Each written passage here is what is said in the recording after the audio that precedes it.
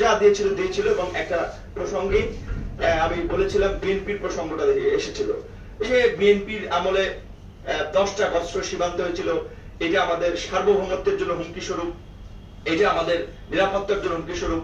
কেন আমরা বিএনপিকে আমরা ক্ষমতা আসতে দেব, এইভাবে বলেছিল, কেন আমরা বিএনপিকে ক্ষমতা আসতে দেব।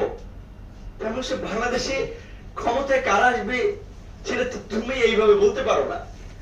আর বিএনপির সাথে যদি তোমাদের বিএনপি একটা বড় দল ক্ষমতায় ছিল, আবার আসবে ফেয়ার নির্বাচন হলে, তোমাদের কোনো সমস্যা থাকলে আলাপ আলোচনা করে সেটা সমাধান করতে পারো। এবং বিএনপির সময়ে 10টা আগস্টের ঘটনা এমন তো হতে পারে যে সরকারের কনসার্নের বাইরে এখানে স্বাভাবিকভাবে অ্যাডমিনিস্ট্রেশন থেকে শুরু করে রাজনীতিতে চীনপন্থী, মার্কিনপন্থী, রাশিয়াপন্থী, বিভিন্ন পন্থী প্রশাসন এবং রাজনীতিবিদরা আছে।